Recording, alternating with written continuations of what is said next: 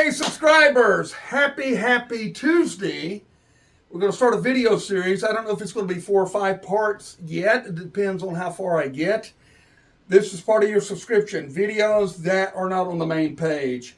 And we're about, 6 weeks or so, at least in the Midwest and Northeast, before we can actually start experiencing some of the things that we're going to talk about. But I think it's some really good knowledge you need to have.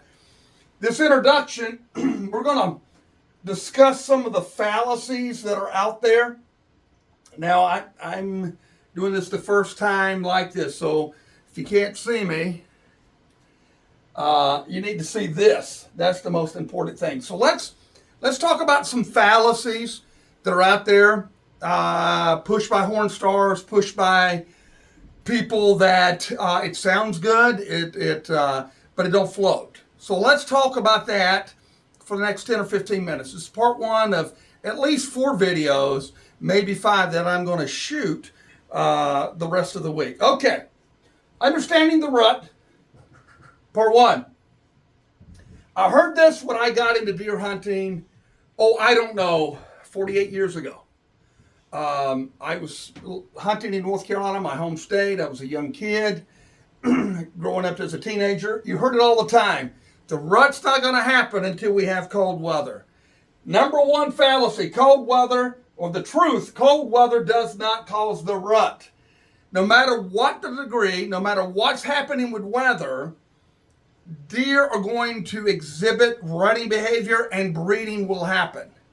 The only thing about having hot weather in those really great times of seek and chase phase is that a lot of the activity will be at night.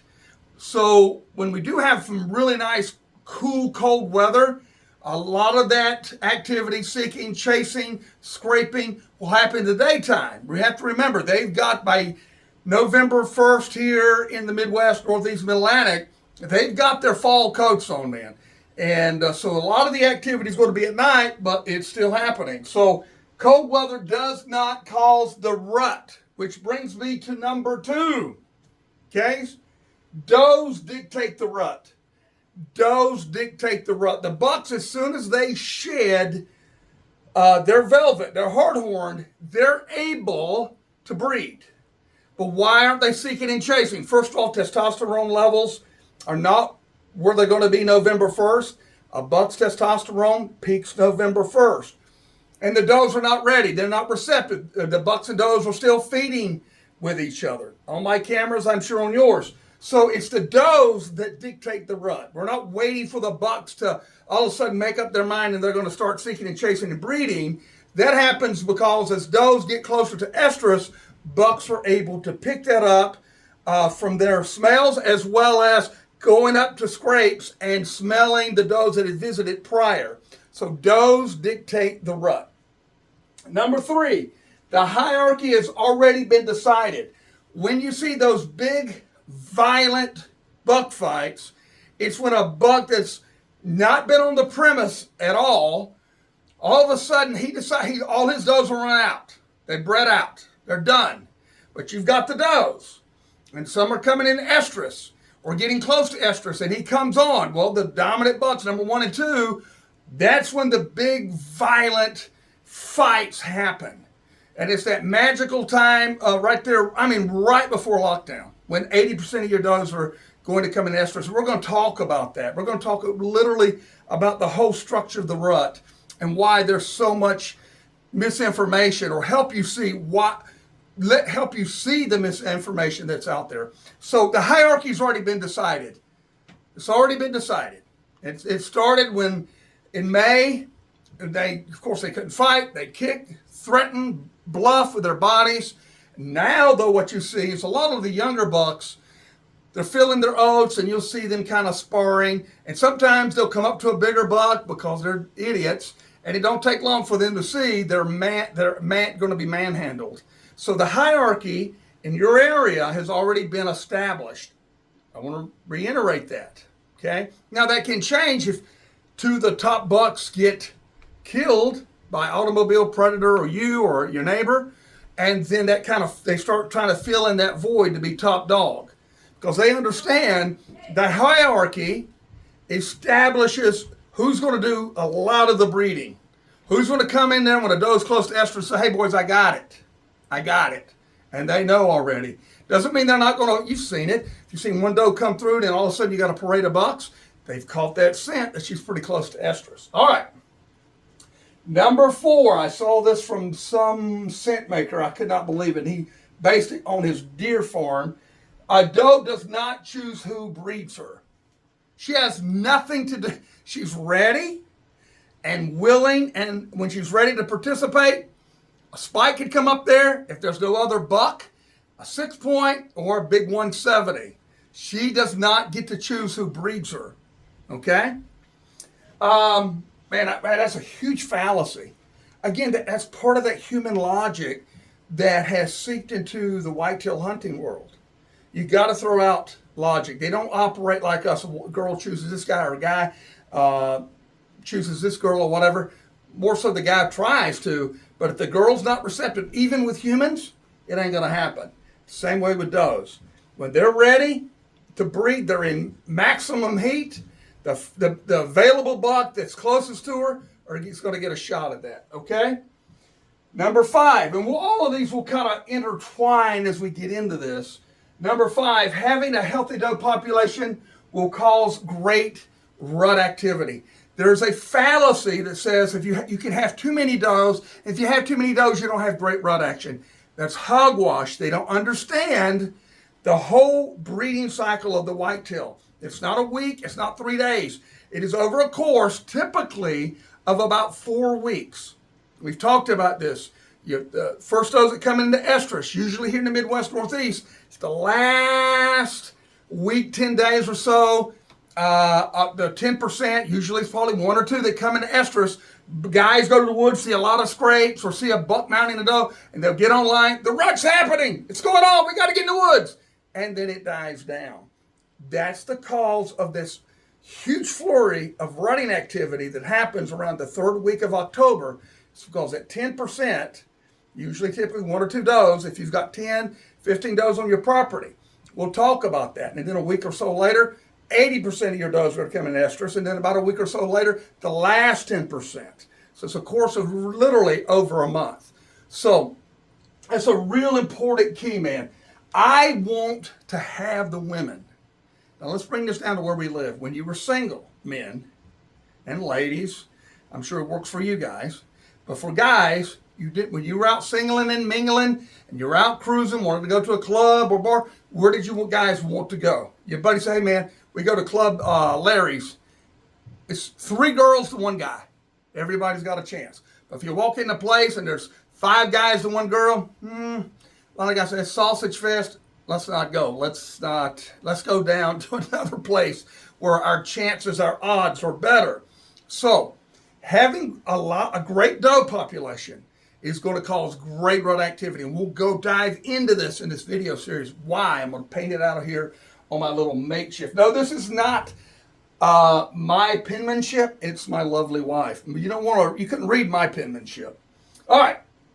Having preferred food will draw does, which brings in the bucks. That's why food plots are so important. So important because the corn's drying up, it's getting ready to get picked, then turned over. The beans are drying up, they're soon going to get picked and turned under. And then the white oaks right now currently are going to get ate up. So if you have preferred food, you're going to have the does. If you have the does, you're going to have the bucks. Remember what I said. This is my mantra. He who has the food has the does. He who has the does have what? Exactly, have the bucks. So food plots are very important. And you got to find out what your deer prefer. Clover chicory plots, brassicas, in some places deer won't even touch brassicas. Other places deer love it. Winter wheat, cereal rye, winter oats. I'm not a big fan of winter oats as you get into the Midwest and Northeast because once a really good hard frost comes, it knocks them out. But winter wheat and cereal rye are phenomenal. So having preferred food will draw does. And number 7, we'll really dive into this. There's 4 types of scrapes. I'm going to touch on these real quick. I had one guy say, you forgot one, the malt scrape. Anyway, 4 types of scrapes, okay? Boundary scrapes are happening now or will soon be happening. That's when a buck comes on a preferred food source, wherever that is, edge of a cornfield, edge of a clover plot, and he makes a scrape. Testosterone each day is rising. He may never go back to that scrape. A couple of deer may go to that scrape and never visit it again. It is something in their DNA. It's the testosterone's rising. They're starting to make scrapes. I don't put a lot of value in boundary scrapes because I found out a lot of them are never visited again or visited very little. And they are the worst types of scrapes to hunt over. I've had hundreds of people, clients, subscribers, followers. Hey man, I saw the scrape on the edge of your field. It was pretty hot for a day or two, and now I can't get a deer to it. It's a boundary scrape, okay? I don't really pay attention to that. I mean, that's great and fine, but I don't invest a lot of time or effort in boundary scrapes. Next is travel scrapes. What they start doing, traveling from bed to food, food to bed on their travel pattern, they begin to start making scrapes. These get a little more attention because every day the buck goes out to wherever he's going. Cut cornfield, standing corn, standing beans, brassica plot, cereal rye plot. When he comes and goes, he's starting to freshen up that scrape, okay? You will get some action on it. You can hunt on it in the early part of the season, but you can throw that baby out as we get into the seek and chase phase, okay? So that's a travel scrape from his bedding to his food and back. The third one, of course, is what I encourage clients, subscribers to establish a community scrapes. They're usually in giant travel corridors, major deer runways between bedding and food, and they are visited literally year-round. Year-round. And does really hone in on community scrapes. That's why I'm a big proponent of putting them in the right place because you're going to get a lot of intel. And that buck could come at any time, or doe, and visit that scrape, to scent check it, to work it, to kind of get a feel of what's going on in the whitetail herd. Remember, deer can't talk. Of course, they grunt, they snort, but they can't talk. And they communicate by scent. And that's what a community scrape is.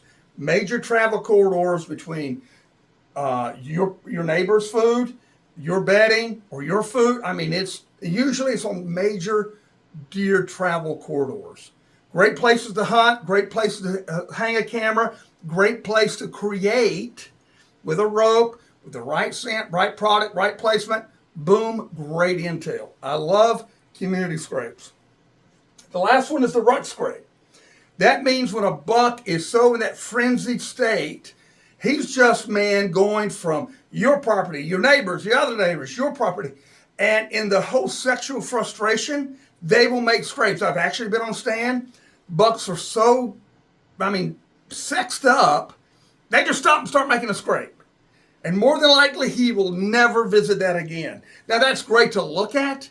That's great to watch. I don't put a lot of time and effort in those because they seem to be randomly made and made out of sexual frustration. So the two scrapes that probably I would travel on, I would really hone in a lot of time. Two types of scrapes is the travel scrape from bedding to food, from food to bedding, okay? They don't get as visited as much by does as my favorite, the community scrape that is visited year-round. Those are closer to the bedding areas. First place when a buck, after he's checked doe bedding, he goes right to it and he goes out and starts seeking and chasing. When he comes in the morning before he checks doe bedding areas, he hits that scrape. So I hope this has been helpful. We'll dive deeper into all of these and other things that I hope will make you more successful this year. As always, guys, thank you for being a subscriber. I appreciate it so very much. I appreciate you trusting me to give you deer ecology. Have a great evening. I'll see you right here next time. Beep. Next time I'll be here, I promise. God bless.